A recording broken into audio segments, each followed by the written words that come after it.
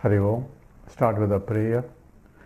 Om Samasta Jana Kalyane Niratam Karunamayam Navami Chinmayam Devam Sadgurum Brahma Vidvaram Vasudeva Sutam Devam Kamsachanora Mardanam Devaki Paramanandam Krishnam Vande Jagadgurum Tvameva Mata cha Pita Tvameva Tvameva Bandhuscha Sakhat Tvameva Tvameva Vidya Dravidam Tvameva Tvameva Sarvam Mama Deva Deva Tvameva Sarvam Gurudeva Deva. Hari Om.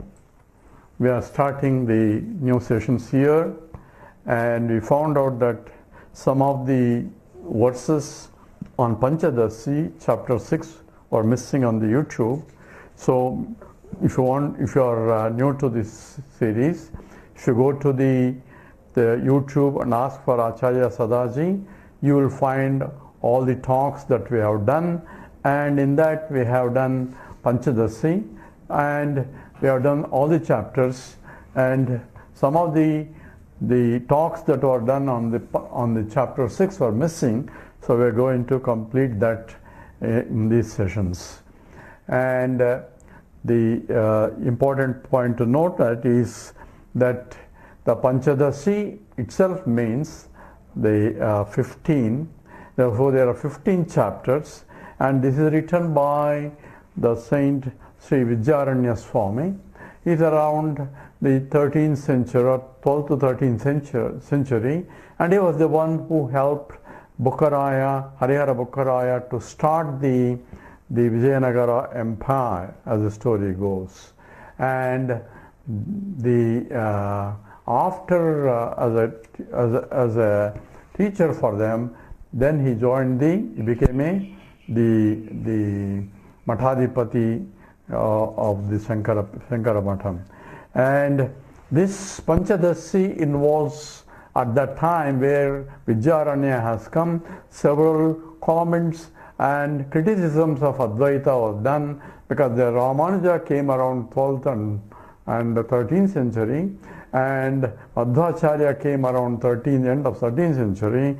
So they were all proponents of Visishtadvaita and Advaita, and they have taken the Advaita as a Purvapaksha and criticized, made a lot of criticisms. So Vidyaranya is writing a Panchadashi, taking some of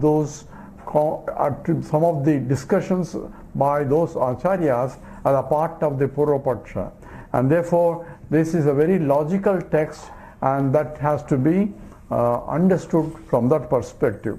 And Panchadashi, as we said, are 15 chapters, and 15 chapters are divided into three sections, and they're called the Prakaranas. And the first 5 chapters deals with the Sat aspect of it, mainly. The 6th to the chapter, the 10, deals with the Chit aspect of it, that is consciousness that illumines everything. And the last part, from the 11 to 15, deals with the Ananda Prakaranam, that is the Satchit Ananda. 3 aspects are covered in these 15 chapters. So this is the 6th chapter, where we're starting with the Chit aspect, that is the 6th chapter, and the Chit aspect. Chit means that which illumines, is a consciousness, so this is called Deepa Prakaranam.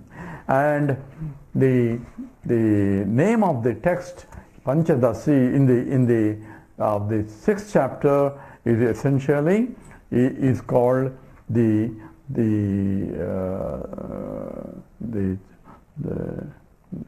Chit-deepam, that is essentially Chitra-deepam. Chit-deepam or Chitra-deepam. Chitra is here an example of Chitram is taken to illustrate that how consciousness is a substratum or the support for the whole universe. Because if you go to the scriptures, it says Sadeva Saumya Idamagramasid Ekameva Advitiyam. That existence alone was there before creation. So in the first 5 chapters, existence aspect has been discussed. And then in the same Chandogya, it says Tadaikshada Bausyam Prada Eti. Tadaikshada means that existence was there before creation, and that existence was Ekameva Advitiyam, one without a second, and it saw. It saw means it is a conscious entity. That means it is not only Sat, it is Chit Swarupam. So Chit aspect is being brought out as the next part of the Panchadashi text. And Chit means pure consciousness, and pure consciousness we are talking about existent consciousness. Therefore it is Sat as well as Chit. Satta eva Chit, Chittaya Hyaham, says Bhagavan Ravana Maharshi. So therefore that is what is essentially is Chit Swarupam. And here the discussion starts with the how pure consciousness, which is all pervading, infinite, and at the same time when we look around here, we see lot of inert things which is not of the nature of conscious entities. So how do we say from consciousness, unconscious entity came? Because the consciousness itself, as the scripture says, Tadaikshata Bahusyam, let me become many, and Tadaikshata Bahusyam Prada Eti. So it became many. So that Satchit Swarupam, which is that which was before, and there is nothing else than that, itself became many. So if from the Chit only everything came, from Satchit aspect of it everything came. So if everything came from the consciousness, and scripture itself says Prajnanam Brahma, consciousness is infinite, so there cannot be anything other than consciousness. But when something came out of consciousness, how can there be inert things? So that is a question, and this question is also addressed in the Mundaka Upanishad in terms of the creation, and where the scriptures are Yadornana Bisrujate Gunnate Cha, starts with that sloka where just as the spider puts forth the whole net, where from the living entity, non-living entity is coming. And that's essentially what it amounts. Also, for creation of the net, the material has to come from the spider itself, as also it can withdraw. So it's to show that it is both the material cause as well as the intelligent cause. Scripture uses that as an example to illustrate how things are. Same way, a conscious entity, unconscious entities can come. So how do we see that which supports the whole thing? Because there cannot be anything other than Chit, because Chit is infinite, and there cannot be anything other than infinite, because if there is, then infinite cannot be infinite. So there cannot be any distinctions in the infinite. Sajade vijati swagata veda rahitam. That means no distinctions of any kind, sajati of the same species or vijati of different species, or internal differences of nothing can exist in that. And some acharyas say there is no sajati and vijati, but they are swagata vedas. There are internal differences. But infinity, you cannot have internal differences. But at the same time, we do have it. So how do you account that? So that is the question that is being posed or being addressed. For that, this is a chapter that Vidyaranya gives an example here. And he starts with the Chitra Deepam, where you consider a canvas, pure white canvas and nothing there. It is a perfect Suddham, pure canvas, and to draw, you have to prepare the canvas, and that which is, there is nothing before, it is a pure, it is similar to Chit Swarupam. And wise, because it is a substratum where on top of which you are going to put a paintings. So the canvas will be there. Without the canvas you cannot have painting. So canvas supports the painting. At the same time, when you look, once the painting is done, you don't see the canvas, you are paying attention to the paintings on top of it. So that's exactly the analogy that Vidyaranya Swami brings it out here. So starting with, you have a pure the canvas. On top of it, an artist first draw a sketch of it and line drawings, and that is the second stage of the canvas. And the third stage is essentially he starts putting before that he makes the canvas coats with the starch there, so it makes it stiff, and that is the second stage. First is pure canvas, then by putting a starch, and it becomes now a means on which you can draw, and that is the second stage, the preparation of the canvas for a painting. And the third stage is drawing the lines, and fourth stage is the putting the complete different types of colors depending upon the characters that are being projected on the canvas. So canvas there can be hills and valleys and rivers and all that. At the same time, people, different types of people, some are superior, some are different, and varieties of figures with different types of dresses and all that. Beautiful drawing there. And that's essentially the final product of what is the Chitram. All are supported by the canvas, that is the bottom line. So that is the example he uses for to see how the creation is. So this is called Adhyaropa Apavada. The methodology of the teaching itself called Adhyaropa Apavada. So there is something superimposition, and what is given is a superimposed product now, and looking at the product, I had to differentiate using the intelligence without destroying the product. What's the bottom line? What is that supports the whole thing? That's called the apavada, means reject the whatever superimposed things, and looking, and rejection is to be done not the physically or by any process other than intellectually or cognitively. I had to see what is the supporting things without destroying the beauty of the creation. And that is essentially called Adhyaropa Apavada. So looking at the canvas with the beautiful drawings, what I need to do is remove the coatings, remove the pictures, remove the dresses, remove everything cognitively, and see what is that supports the Chitram is essentially the patam, that is the cloth that really is a pure cloth without having no or distinctions of any kind, is the supporting. But now on top of it you can see, so even though all varieties and varieties of pictures and all that there, I can see the bottom line, at the same time enjoy the beauty of the creation. It is like knowing that it is not real, at the same time enjoy.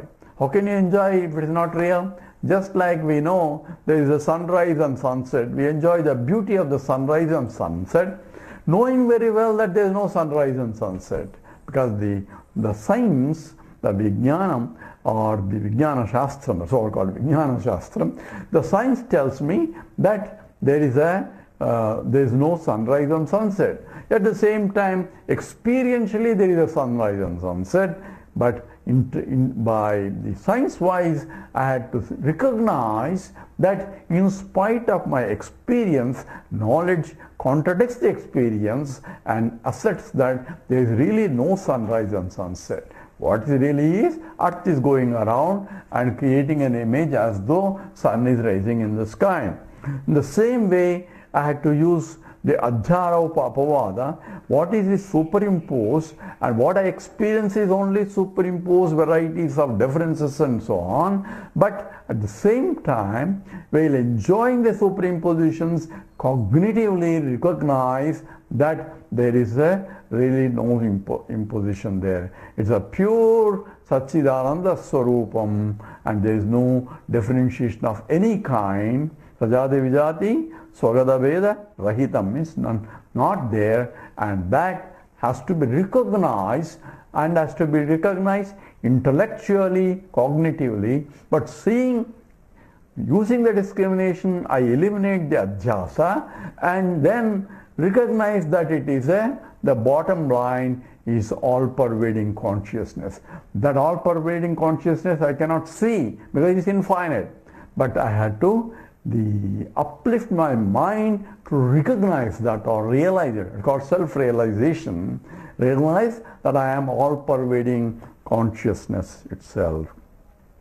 And what is the Adhyaropapavada that we find? It says there are distinctions that are really not there, and these distinctions are different types of distinctions, and the things are listed. One is the Jiva Jagat, Ishvara Vedas. So these individuals are different, the beings, the living beings are different, Jagat, the world is different, and the one who is creator of all that, Ishvara, is different. So we have three triad of Jiva, Jagat and Ishvara, and that's what we are dealing with. Some people may say that there is no Ishvara, God did not create.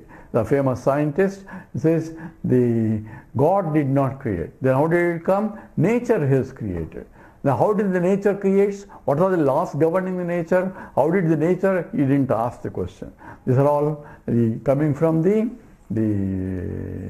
philosophies where they try to find a God they want to see. Because if I can see, it cannot be God. Because anything that is seen is finite and limited, and that which is infinite cannot be seen. But I can intellectually recognize, because I cannot otherwise understand what the life means. Oh, I don't believe in God. That's good. The very fact that you are making a statement like that proves that. Like I don't have tongue to speak. A fellow screaming at the top of his voice, so I have no tongue to speak. The very fact that he is able to scream shows that he has a tongue. So in the same way, the very fact that he is alive, because he doesn't know what life means, the very life principle itself is a proof, and all doctor can say is he is alive because he is breathing, or his physiological systems are working, therefore he is alive. Because that is because he is alive, the functions are occurring. But what exactly is life? So he is no more there. Hey, I have not seen anybody leaving that body. What do you say? He is no more there. Oh, he's dead and gone. That's what we say. Mar gaya in Hindi. That means somebody was there, left that body, obviously. So the life itself is gone, means he has gone somewhere else because that body is no more useful. And that is essentially what Vedanta talks about. And therefore, this distinctions of Jiva, Jagat, Ishvara is one type of differentiation. And the other type of differentiations are the waking state, dream state, and the deep sleep state. That is the three avasthas, which are experience of everybody experiences. I am waker, I am a dreamer, I am a deep sleeper. So if you look at the very statement, I am a waker, I am a dreamer, I am a deep sleeper, because I am is equal to something, and something is changing, but I am remains same. So obviously these changing things cannot be I am, because I am there in the waking state, I am there in the dream state, I am there in the deep sleep state, so I must be something else. And that's exactly what the whole Mandukya Upanishad analyzes, and that I am is pure Satchidanandam, na anta pragyam, na bhayit pragyam, no bhayata pragyam, na prajnana ghanam. So the mantra 7 of the Mandukya Upanishad defines what is that which cannot be defined, and it says in the end, Advaitam Chaturtham Anyante Sa Atma, that is the self you are, and Sa Vijñeya, that has to be inquired.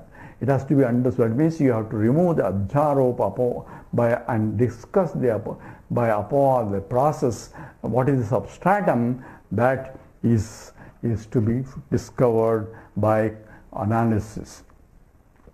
The other kind of triads are three: experiencer, experiencing, and experience. Again, they are, I am an experiencer, I experience. So I am is always equated to something else. And the same way, I am a seer, and this is a seen, and there's a thought. All those, the differentiations of distinctions that are operating in the transactional world is because of distinctions between one and the other.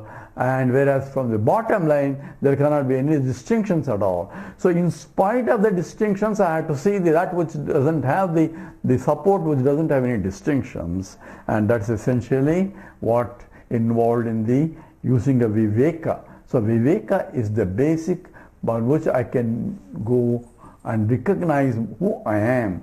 So very fact that I am this, you know who I am? I am this, this, this, this. So the very fact that we are saying, who are you? You say, I am something. So any something is not you, because you are a subject, and any something is an object, and subject cannot be an object. So the very fundamental error that we make, and the scientist also talks about same thing, is essentially I am again something. So the very nature itself is fundamentally because of adhyaropa apavada. I am superimposing something what I am not on I am, and claiming I am this, and also that's called ego, ahankara, and this is mine also comes from that. That's called mamakara. These two form the basis for samsara itself.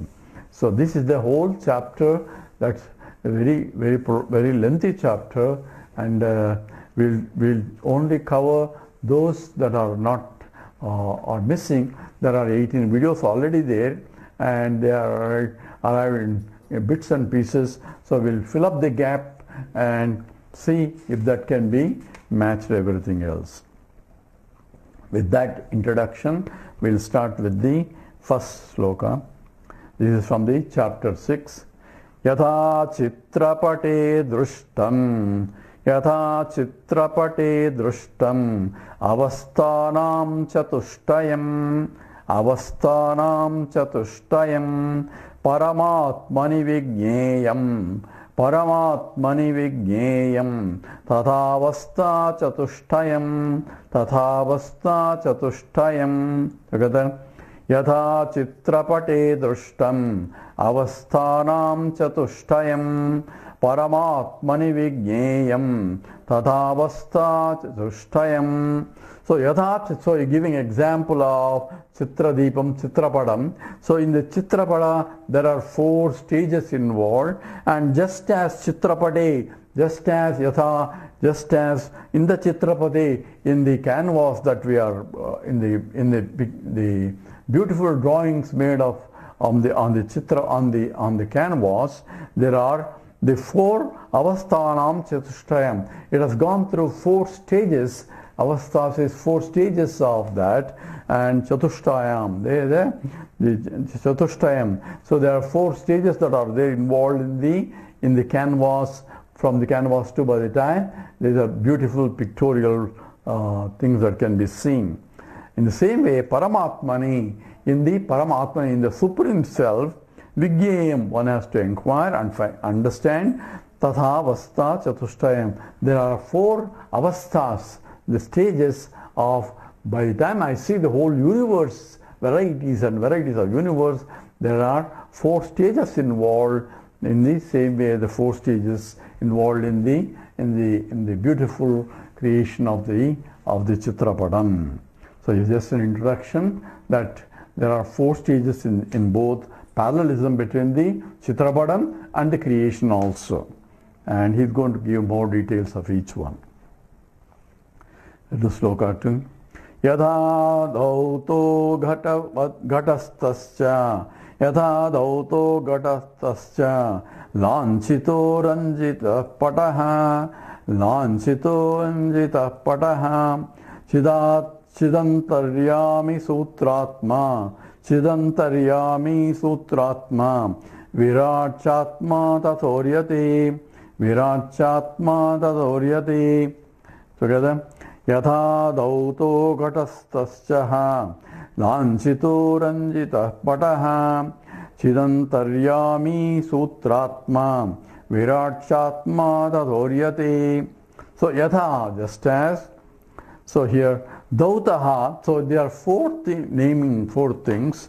So in the Chitrapadam, one is called Dautaha, second stage is Gattitaha, and third stage is called Lanchitaha, and the fourth one is called Ranjitaha.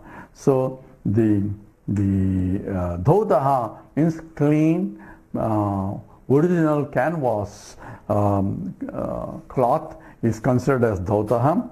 Then once you put in the starch and all that, it becomes stiff, and once it's dried, and that's called Gattitaha. That means is a stiff, and that stage is the second stage. And the third stage is called Lanchitaha.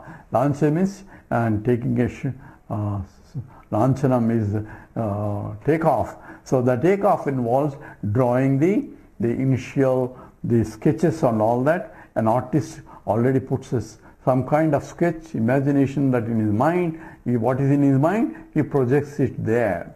So these are all analogies. So the artist, the creator of that, have a preconceived notion of what he is going to draw, and that is picturized in a subtle form, is put it in a more grosser form as he draws in, and that is called essentially the Lanchitaha. And then he starts putting a different of varieties of colors and beautifying the whole creation. So if you're drawing a different people, each one have different colors, each one have different dresses, and each dress is different, and beautiful pictorial pictures depending upon the status of each, the individual in the picture. The dress also changes. So there may be the bosses or the millionaires in that picture, and their dress will be different. Kings and queens are there, their dresses will be different, and the ministers and all that, their dresses will be different,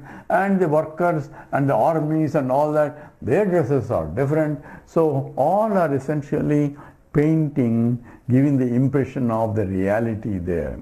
And there may be the inner things along with it. So there may be palaces and the forests and the beautiful creation also may be there with the hills and all that. All that is essentially becomes Ranjitaha, is a final stage of so four stages. One is the Dautaha, then Gattitaha, then Lanchitaha, then Ranjitaha.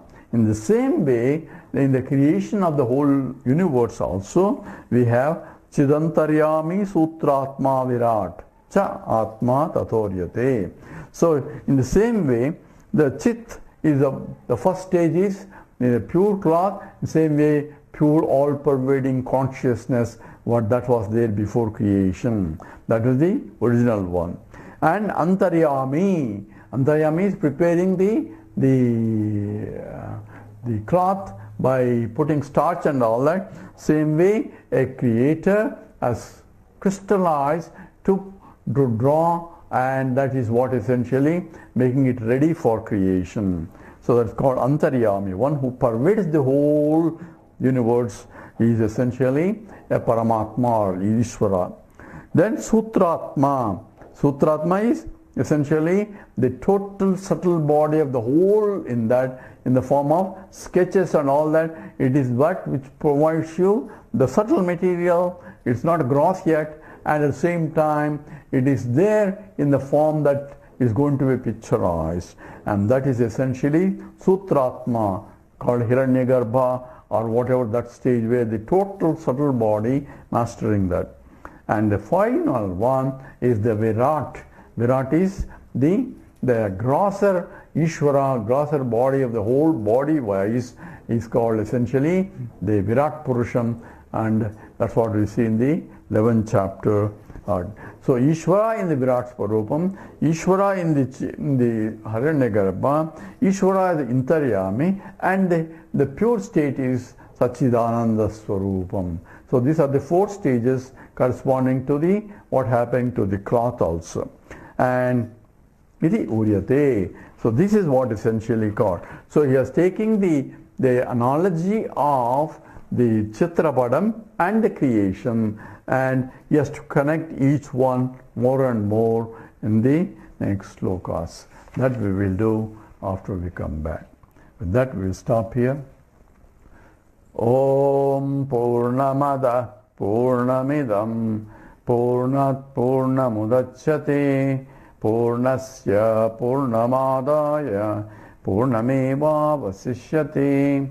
Om Shanti Shanti Shanti. Harihi Om Sri Gurubhyo Namaha. Harihi Om.